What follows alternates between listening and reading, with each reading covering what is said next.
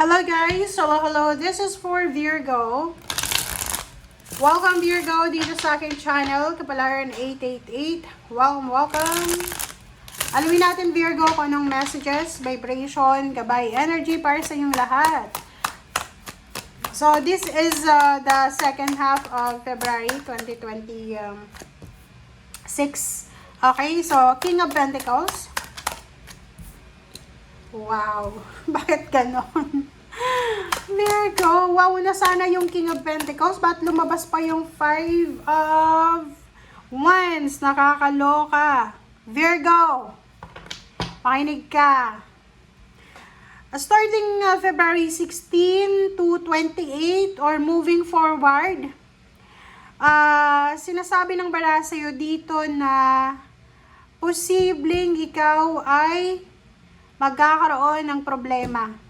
So, sa pera.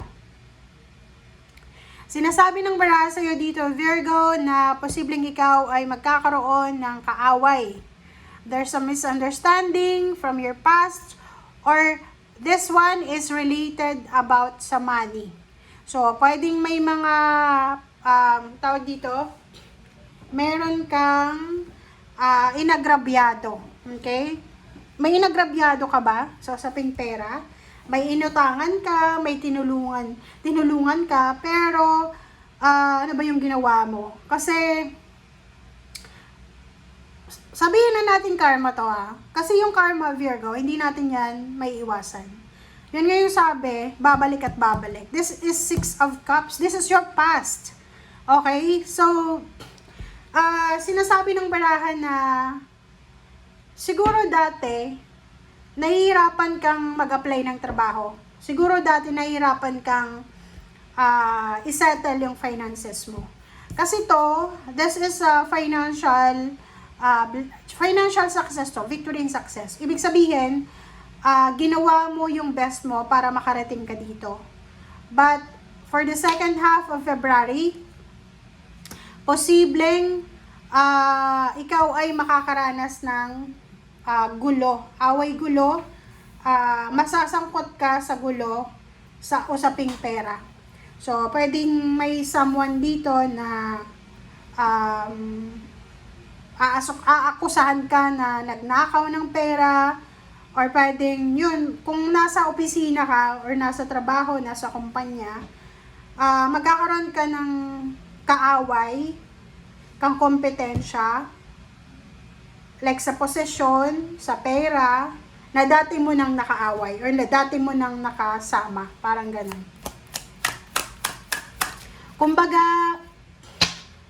sa madaling salita, Virgo, magkakaroon ka ng problema sa pera ngayong simula ng February 16. Pwedeng ma-lay off ka, ma-terminate ka, pwedeng bumalik ka sa probinsya, bumalik ka ng Pilipinas kung nasa ibang bansa ka. Diba? Karma talaga to guys, sabi ko na sa inyo Hindi ko alam, mag-comment nga kayo sa comment section guys, Virgo. Kasi yung baraha mo, pagtingin ko pa lang dito ng King of Pentacles tsaka 5 of Wands, alam ko na this one is karma. So, nakikita ko sa'yo dito na meron ditong Virgo na hindi lang financial yung karma na darating sa'yo, kundi love life din. Okay? Makakaramdam ka ng stagnation sa yung love life. Especially kung kasal ka. So, yung mga married na Virgo, makakaramdam kayo ng suffocation, stagnation sa love life nyo. There's a justice here. So, sinasabi ng bara sa'yo dito na talagang karma. So, ihanda mo yung sarili mo, Virgo. Huwag kang magalit sa akin I'm just reading your tawag dito, your card. So, if hindi ka naman resonated, okay lang yun. Okay, huwag mong i-claim. Dito, sinasabi ng barahan na there's a Virgo na makakaramdam ka ng stagnation, na parang halimbawa, eto yun. May Virgo dito. Dati wala kang trabaho, or pwedeng may trabaho ka dati, pero hindi ka kumikita ng ganyan kalaking pera. Tapos, maybe 1 year, 2 years ka na feeling successful ka. And then, out of the blue, pagdating ng February 16, onwards, biglang nasira yung plano mo. Yung parang halimbawa, promotion na sana, tapos biglang na udlot. Or pwedeng na lay off ka, na terminate ka, parang ganon. Sa love life naman, ganon din. Maybe you are wishing, you are aiming, you're manifesting ng love life. Like for example, single ka, nagkaroon ka ng relationship, tapos akala mo siya na. Pero this month ay posibleng lokohin ka or malaman mo na niloloko ka. So, medyo devastated ka, umiiyak ka, nasasaktan ka. It's because of ano man ito. But, ang nakikita natin, this is karma. Hindi natin alam kung anong nangyari sa old self mo, sa old life mo, kung bakit mo nararanasan ito. Kasi, alam nyo guys, pag may mga tao na maganda, gwapo, pero hindi sila nakakapag-asawa or walang nagkakagusto sa kanila or kung may nagkakagusto man, palaging naghihiwalay. Minsan, wala naman silang kasalanan. It's just their old life na parang may kailangan silang pagbayaran ng karma. Parang ganun. So, ikaw, sinasabi ng bara sa'yo na kailangan mo ng cleansing. Cleansing and healing ng spiritual. Kasi, is either nakafocus kang masyado sa success mo, or is either nakafocus ka sa pera, or masyado kang nakafocus sa love life, na kailangan mo dito ng balanse. Okay? Kasi minsan, kailangan din natin na bigyan ng sarili natin ng pause, alam mo yon, ng kapahingahan. Okay? Hindi puro lang pera yung atupagin natin, hindi lang puro love life. Ibigay mo din sa sarili mo yung kapayapaan, yung katahimikan, ganyan, ganito. And, pag naging masyado tayong materialistic, doon papasok yung lahat ng temptation. Parang judgment day. Parang judgment day to sa'yo eh. So, nandito yung judgment, nandito yung justice. So, prepare yourself, okay? Virgo, ihanda mo yung sarili mo kasi this is a karmic lessons. May maiintindihan ka eh. 'Di ba? Yung parang wala talagang nakakaligtas sa karma. So, kung ano man to, it's either good or bad karma ang darating sa'yo. So, you need to prepare yourself. You need to pray. You need to meditate, contemplate. You need to settle your emotion.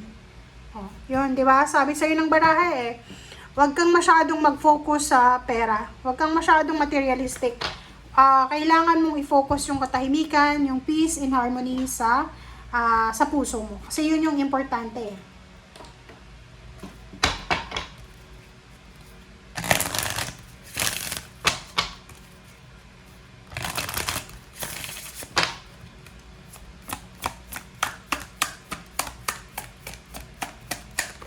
I'm sure na maraming Virgo yung magagalit nito sa akin. Pero guys, I'm just reading your cards, okay?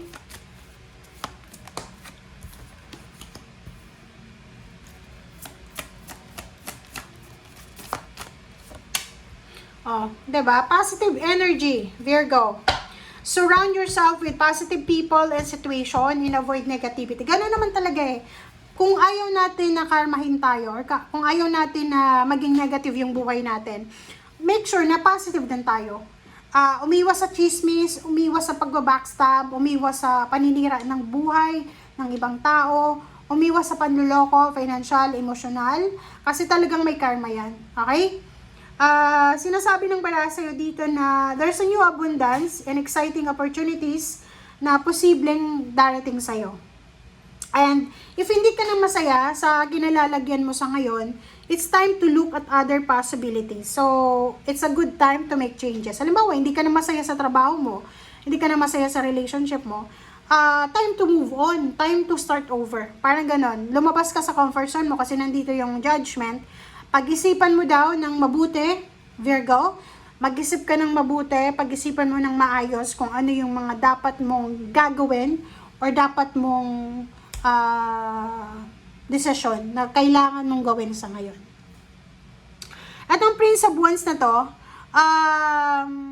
kailangan mo daw na magdahan-dahan. Kasi eto, napakabilis na ito na Prince of Wands eh.